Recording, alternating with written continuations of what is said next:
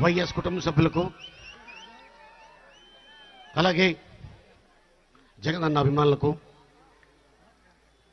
మరి రాజమండ్రి రాజానగరం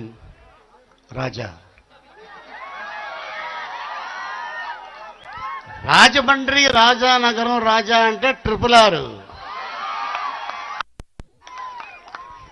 చూసారా కటౌట్? అది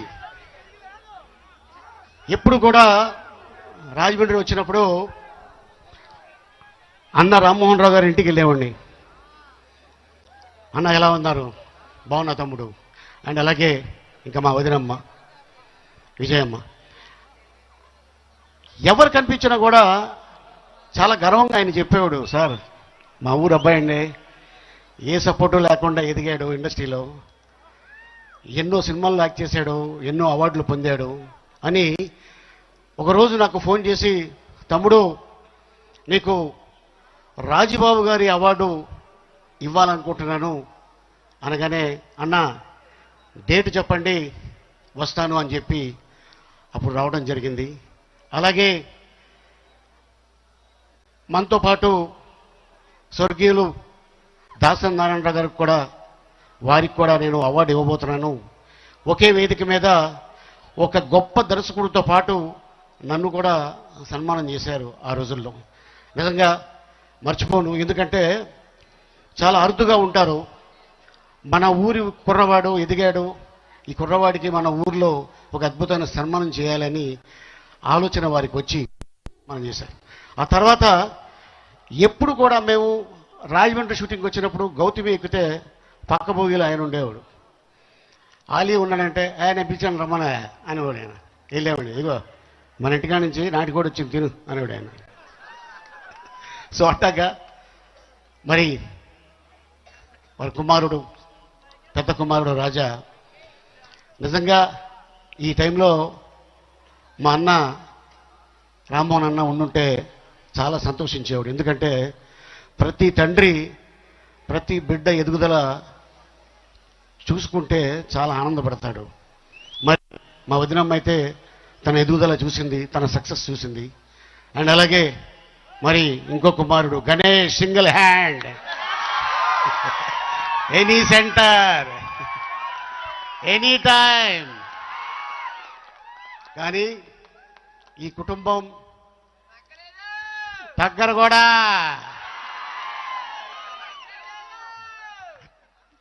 ఎప్పటికి ఏం జరిగినా, ఎవరికి ఏదైనా ప్రాబ్లం వచ్చినా మేము ఉన్నాము అనే విషయం పదే పదే వాళ్ళు చెప్తుంటారు. ఎందుకంటే అది వాళ్ళ నాన్నగారు చూపించిన స్వభావం అది.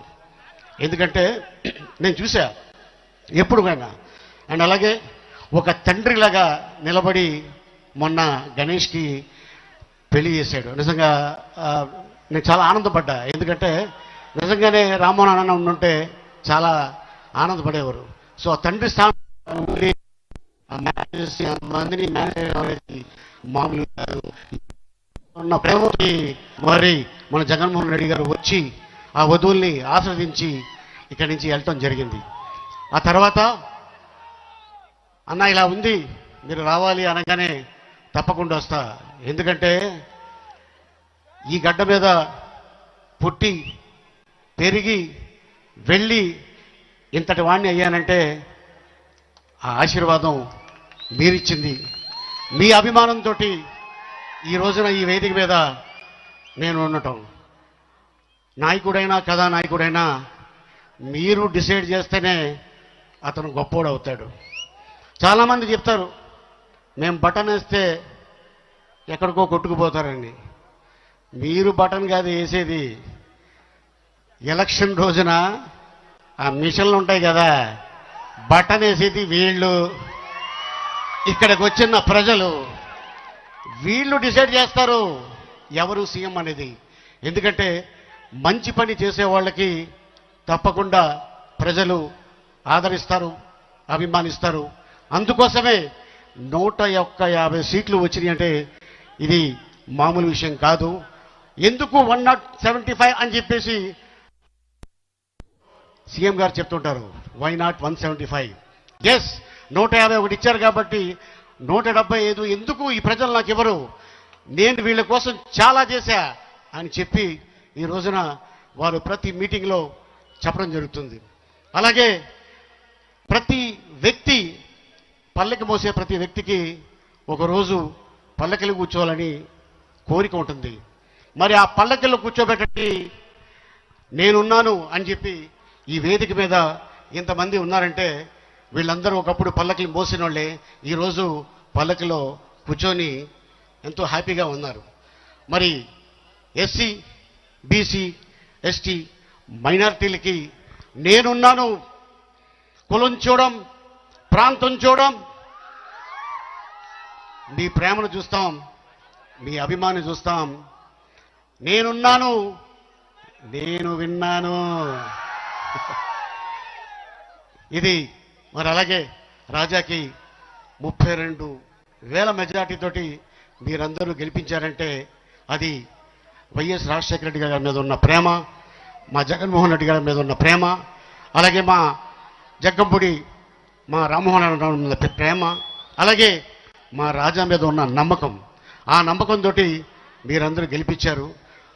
ఇప్పుడు వచ్చేస్తున్న ఎన్నికలు మరి ఇందాక అన్న చెప్పినట్టు డెఫినెట్గా అద్భుతమైన మెజార్టీ మీరు రాజాకి ఇస్తే ఈ ఊరికి మినిస్టర్గా వస్తాడంతే.